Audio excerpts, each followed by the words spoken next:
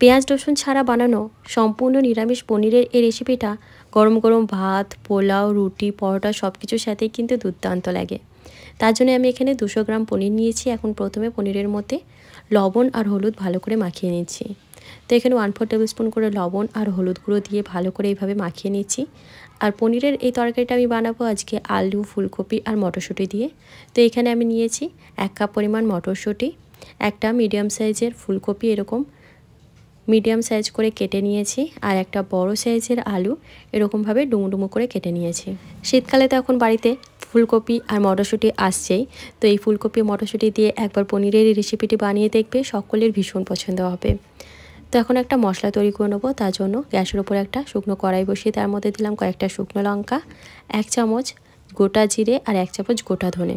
সামান্য পরিমাণ সর্ষের তেল দিয়ে এখন জিরে, ধনে আর শুকনো লঙ্কাটা বেশ লাল করে ভেজে নিতে হবে। তো এই যে এরকমভাবে যখন কালার চেঞ্জ হয়ে যাবে মশলাগুলো, তখন আমরা নামিয়ে একটা মিক্সিং জারের মধ্যে দিয়ে নেবো।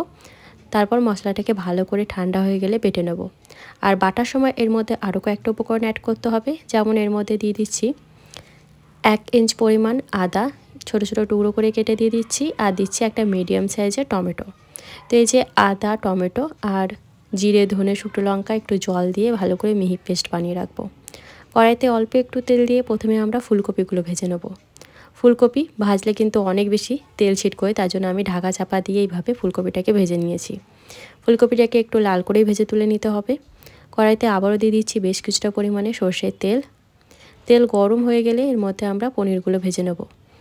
তেলটাকে কিন্তু একদম ধোঁয়াটা গরম করে নিতে হবে। তারপর পুরো কড়াইতে এইভাবে তেলটা ছড়িয়ে তারপরে কিন্তু পনিরগুলো ছাড়তে হবে।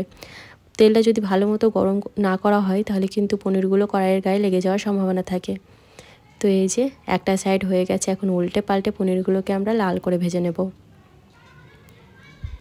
এই রেসিপিতে কিন্তু অবশ্যই পনিরটাকে ভেজে ইউজ করতে হবে। তো এই যে পনিরগুলো ভাজা হয়ে গেছে, তুলে নিচ্ছি। কড়াইতে যে তেল ছিল সেই তেলের মধ্যে এখন আলুগুলোকেও ভেজে নেব। তো আলুর মধ্যে আমি নুন হলুদ দিচ্ছি না, এমনিই আলুটাকে বেশ লাল করে ভেজে নেব।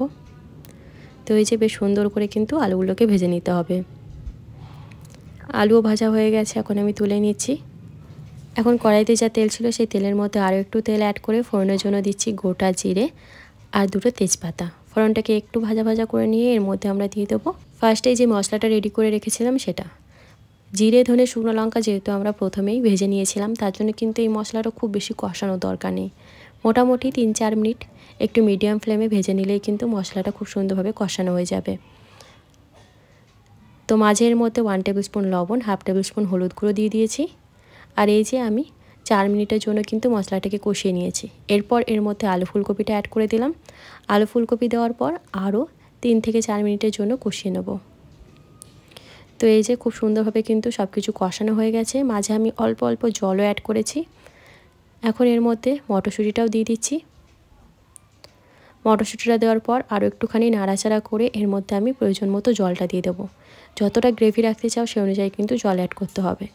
আমি রেসিপিটা একটু রসা রসা করব, তার জন্য কিন্তু আমি মিডিয়াম জল দিচ্ছি।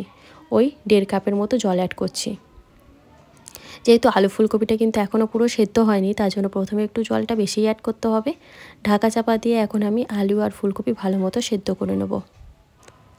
যখন ঝোলটা খুব সুন্দরভাবে ফুটে উঠবে তখন এর মধ্যে কিন্তু পনিরটা অ্যাড করে দিতে হবে। পনিরটা দেওয়ার পর আরও কিছুক্ষণ রান্না করে নিচ্ছি। তো এই যে এখন কিন্তু আলু, ফুলকপি সমস্ত কিছু ভালো মতো সেদ্ধ হয়ে গেছে। আর আমি ঠিক এতটা গ্রেভি রেখেছি। সব শেষে এর মধ্যে অল্প পরিমাণে গরম মশলা গুঁড়ো দিয়ে দিলাম, আর সব কিছু ভালো করে নেড়েচেড়ে মিশিয়ে নিলেই আলু, ফুলকপি, মটরশুঁটি দিয়ে পনিরের এই নিরামিষ ঝোলটা কিন্তু একদম রেডি হয়ে যাবে। এই প্রসেসে একবার অবশ্যই এই রেসিপিটি বানিয়ে দেখবে, সকলের ভীষণ পছন্দ হবে।